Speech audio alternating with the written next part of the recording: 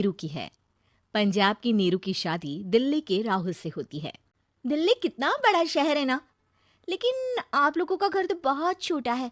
हमारे पंजाब में तो ये बड़े बड़े घर होते हैं कि मजा ही आ जाता है। कोई बात नहीं नीरू, मैं भी तुम्हारे लिए बहुत बड़ा मकान बनाऊंगा, बहुत जल्दी। नीरू के पिता जहां पंजाब के जाने माने व्यापारी थे, वहीं उसका पति राहुल दिल्ली में एक सिंपल नौकरी करता था। माँ, यहाँ तो घी मक्खन इतना महंगा है कि क्या बताऊं। मैं तो तरस ही जाती हूँ घी खाने के लिए। नीरू की माँ को ये सुनकर बहुत दुख होता है। मेरी बेटी को घी नसीब नहीं हो रहा है और ये बहू यहाँ बैठकर घी में शक्कर डाल रही है। देख वनिता, मैं साफ कह रही हूँ, इस घर में जितना घी आएगा उतना ही मेरी बेटी के घर दिल्ली भी जाएगा।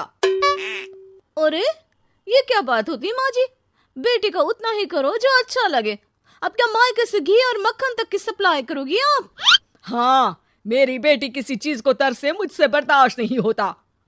अब क्या था, नीरू के मायके में 2 किलो घी आता तो 2 किलो दिल्ली जाता नीरू के पास। एक दिन, माँ, बड़ी गर्मी पड़ती है दिल्ली में। इस घर में तो एक ही एसी है और वो भी ड्राइंग रूम में। सारा परिवार एक ही कमरे में सोता है। हाँ बेटा, वो तो हर घर की कहानी है। यहाँ भी एक ही एसी है। अरे बिल इतना आता है कि क्या बोलूं। तभी वहां राकेश आ जाता है। माँ, थोड़ी देर में यहाँ कुछ प्लम्बर आएंगे मेरे कमरे में एसी लगाने। जरा ध्यान से लगवा देना ना माँ। ओए, ऐसे कैसे तेरे कमरे में एसी लगेगा? हाँ हाँ राकेश, एक बार बात तो कर लेता। अरे पापा, वो वनिता को गर्मी में नींद नहीं आती। ड्राइंग रूम में सबके साथ सोने में वो अनकंफर्टेबल है, इसलिए। अरे पूरे परिवार के साथ वहां तेरी बहन नीरू भी तो सोती है। वो नहीं हो रही क्या अनकंफर्टेबल? समझ रहा है ना? अगर एसी लगेगा तो एक दिल्ली में तेरी बहन के कमरे में भी लगेगा, तभी तू लगा सकेगा। राकेश वनिता को सारी बात बताता है। वनिता करती भी क्या, मन मार कर बैठ जाती है। माँ, ये लोग ठीक नहीं है, क्या करूं मैं? अरे बेटी, यहाँ आ जा, तू यहाँ आकर रह ले। अरे छोड़ दे ऐसे पति को।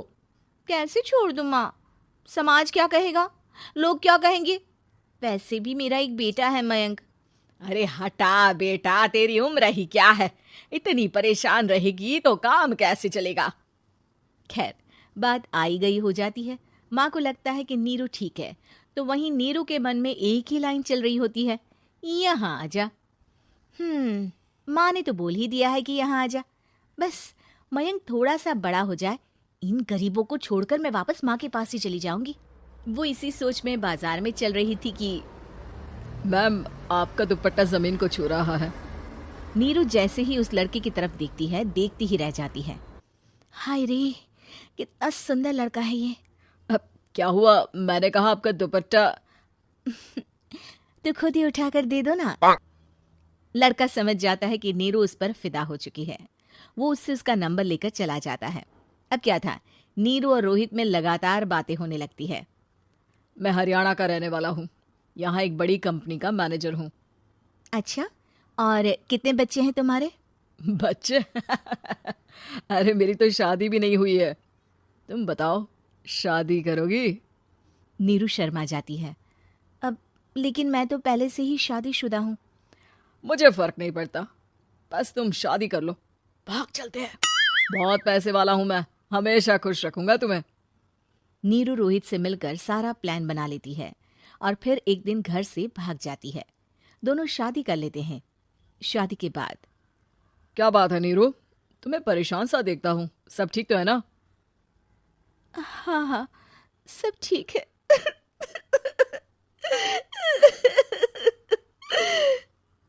ये कहते कहते ही वो रोने लगती है। अरे क्या हो गया, रो क्यों रही हो? मैंने तुमसे एक बात छुपाई है और वही बात अब मुझे परेशान कर रही है। रोहित, मेरा एक बेटा भी है, उसका नाम मयंक है। क्या बात कर रही हो? ये तुमने मुझे पहले क्यों नहीं बताया? देखो नीरू, मेरी माँ को मैंने ये नहीं बताया है कि तुम शादीशुदा हो। बच्चा मैं मैनेज नहीं कर पाऊंगा। नीरू को समझ में नहीं आता कि वो क्या करे। तुम उस बच्चे को अपनी माँ को क्यों नहीं दे देती? नीरू चुपके से माँ को फोन करती है। माँ, क्या मयंक को तुम रख सकती हो? बेटा, मैं राकेश के साथ बात करती हूँ। आखिर घर का बेटा वही है, जो वो बोलेगा। वैसे भी बेटा, तूने जो किया है ना, उसके बाद से पूरा घर तेरी बुराई कर रहा है। मैं भी अब किसी से तेरे लिए लड़ नहीं सकती। राकेश बेटा, नीरू ने तो जो किया बहुत ही बुरा किया, लेकिन मैं सोच रही थी कि क्यों ना मयंक को हम यहाँ ले आए। तभी वनीता बोल पड़ती है, वाह जी, ऐसे कैसे यहाँ ले आए? यहाँ क्या भंडारा भरा है? और जिस बच्चे की माँ ने नहीं सोचा, उसके लिए हम क्यों सोचे? नीरू को एक बार तो अपने बच्चे के बारे में सोचना चाहिए था ना। अरे लेकिन तेरे पास भी तो लड़का नहीं है ना वनीता। माँ, वनीता ठीक बोल रही है। कल को वो बड़ा होकर इसी घर का हिस्सा मांगेगा तो हम क्या करेंगे? माँ कहती भी तो क्या, वो चुप रह जाती है। वहीं नीरू का पहला पति कहता है, माँ, अगर आज भी वो वापस आ जाए तो मैं उसे माफ कर दूंगा। बेटा, गरीबी चीज ही ऐसी है, क्या करेगा? तू तो अब मयंक का सोच। वो बेचारा तो बिना माँ का हो गया। मयंक के खातिर तू दूसरी शादी कर ले बेटा। लोगों के लाख समझाने के बाद नीरू के पहले पति की शादी रिद्धि से हो जाती है, जिसके पहले पति से 2 बच्चे होते हैं। देखो जी, मैंने शादी सिर्फ बच्चे के खातिर की है। मैंने भी शादी सिर्फ बच्चों के खातिर की है। वहीं नीरू के दूसरे पति के मन में ये बात घर कर जाती है कि नीरू एक मासूम बच्चे को उसके खातिर छोड़ कर आई है। अब देखो नीरू, मुझे लगता है कि जो औरत अपनी कोख का बच्चा छोड़ सकती है, वो तो कुछ भी कर सकती है। कल को तुम्हें मुझसे अच्छा कोई मिल गया तो तुम तो मुझे भी बाय बाय कर दोगी ना। नीरू को अब उसका दूसरा पति ताने देना शुरू कर देता है। तंग आकर नीरू उसके यहाँ से भागकर अपने पहले पति के पास चली जाती है। लेकिन ससुराल में क्या लेने आई है नीरू, मयंक को? नहीं नहीं सासू माँ, मुझसे गलती हो गई, मुझे माफ कर दीजिए। नीरू, अब वक्त खत्म हो गया है, मेरी शादी हो चुकी है। तो छोड़ दो ना उसे, हमारा बच्चा है। मैं आपको अपनी माँ नहीं मानता, मेरी नहीं मान तो बात अच्छी है। नीरू मयंक की बात सुनकर समझ जाती है कि उसके पास अब ना आसमान रहा ना ही जमीन।